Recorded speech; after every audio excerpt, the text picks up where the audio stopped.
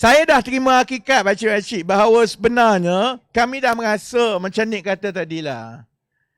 Kalau setakat nak jadi menteri dan dapat gaji, baik bagi Kak Sanusi je lah kot tak? Ada orang takut sangat ni kalau lah PAS menang Sanusi Makno jadi menteri. Saya sebenarnya nak tengok je Sanusi jadi menteri. Saya nak tengok kalau Sanusi jadi menteri, contohnya dia jadi menteri pendidikan kan.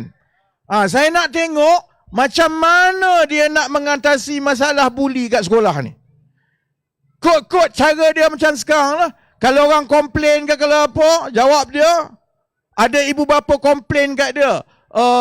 Menteri, sekolah ni macam mana? Sebab anak-anak saya kena buli. Saya nak tunggu dia jawab, kepala bapak kau. Kan? Sebab akhirnya kita tahu setakat inilah. Kalau dengan yang ada ni, kerajaan keluar masuk bertukar ganti, dia tak nak buat perubahan. Dia tak nak selesai masalah. Cukup untuk dia beritahu apa yang penyokong-penyokong dia nak dengar. Sebab lepas itu dia dah kata saya dah merasa pencen dah dapat, pencen adon dapat, pencen ahli parlimen dapat, pencen menteri dapat, pencen senator dapat. Siapa dia? Saifuddin Nasution.